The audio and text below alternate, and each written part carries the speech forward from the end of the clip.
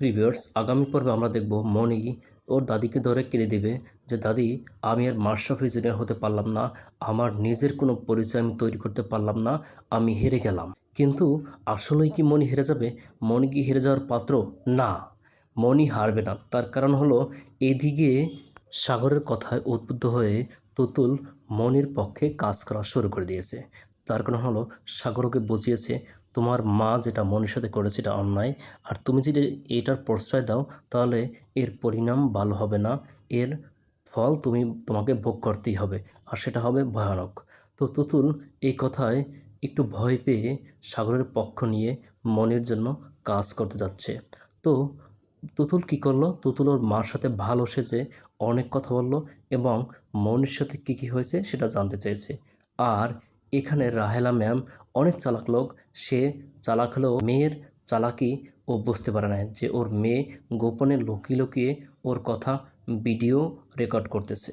তো যাই হোক, আগামীতে আমরা দেখতে পাবো তুতুল এই ভিডিওটা নিয়ে মনির কাছে আসবে এবং মনিকে বলবে, মনি তুমি হারোনি, তোমাকে হারানো হয়েছে, এই নাও প্রমাণ, তুমি এই প্রমাণ কোর্টে হাজির করো, বিচার পক্ষের কাছে তুমি এই প্রমাণটা দাও।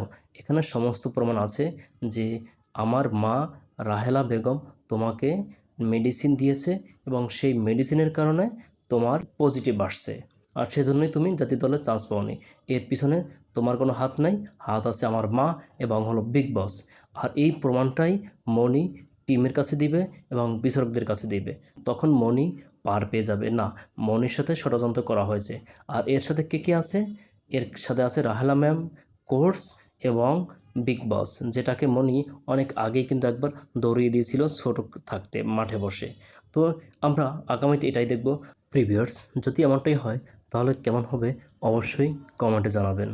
আর হ্যাঁ, এই নাটক কিন্তু মন্দা আসতেছে চেয়ারম্যান রূপে, সেটাও আপনাদেরকে জানিয়ে দিলাম। তো সবাই ভালো থাকুন, আজকে পর্যন্তই। আবার কথা হবে নতুন কোনো পর্ব নিয়ে। সে পর্যন্ত ভালো থাকুন, আল্লাহ হাফেজ।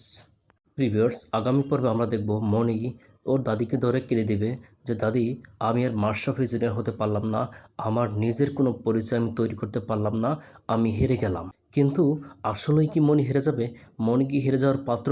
না, মনি হারবে না। তার কারণ হলো এদিকে সাগরের কথায় উদ্বুদ্ধ হয়ে তুতুল মনির পক্ষে কাজ করা শুরু করে দিয়েছে।